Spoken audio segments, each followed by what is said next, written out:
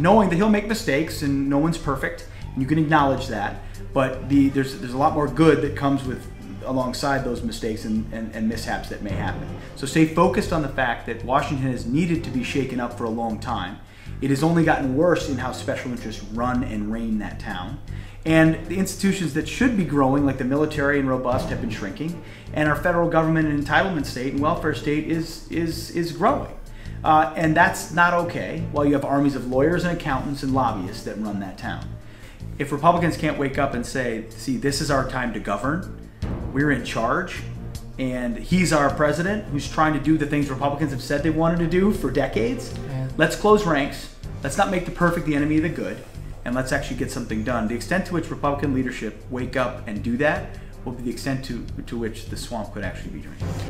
But in the pursuit of that, when you're fighting your own people within your own country who are trying to undermine you, actively, day in and day out, inside the Washington bureaucracy, inside the Washington press and the media, that is incredibly detrimental to your ability to actually lead on the world stage and present a united front for America. I mean, think about how even the press treated President Trump's first foreign trip, which by any standard has to be measured as a resounding success, especially as how he was received by countries that were not even meeting President Obama on the tarmac, let alone a red carpet and you know, the kind of pomp and circumstance that we saw there.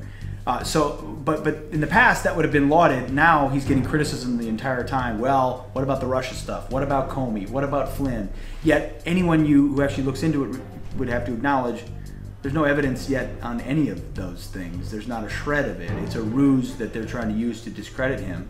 And they're going to keep using it as long as they can. We're fighting enough enemies. Why do we have to be fighting ourselves? Unfortunately, in many newsrooms, in most newsrooms across America today, the idea of patriotism, the idea of the home team is long since gone. You've got journalists who are more interested in being social justice warriors and pushing an agenda or their so-called truth than they are being investigative journalists and getting to the bottom of stories. Is this going to sell headlines? Is this going to get me clicks? And frankly, if it makes the Trump administration look bad, then even better.